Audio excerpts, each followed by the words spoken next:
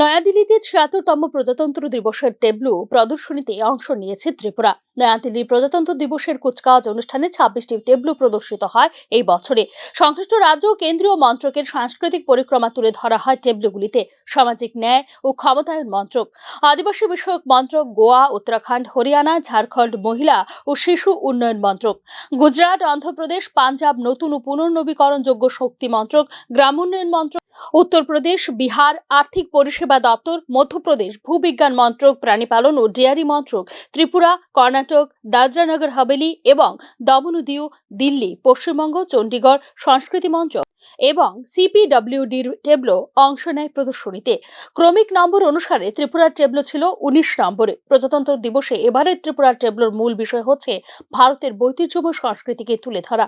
এদিকে লক্ষ্য রেখে এবার ত্রিপুরার টেবলোতে দেখা গেছে খার্চি পূজা তথা রাজন্য আমল থেকে চলে আসা চতুর্দশ দেবদেবীর বন্ধনা, আচার আচরণ এবং তার তাৎপর্য।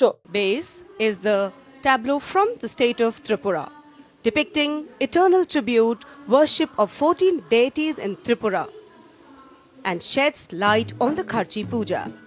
ত্রিপুরার টেবলোটিতে গুরুত্ব দেওয়া হয়েছে ৩টি বিষয়ের উপর।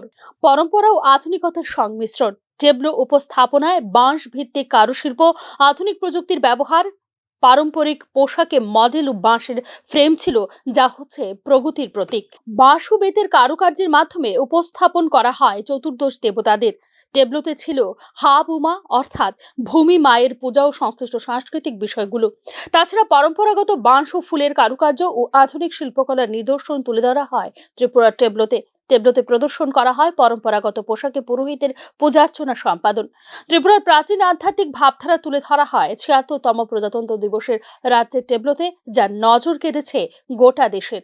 Bureau report, news now.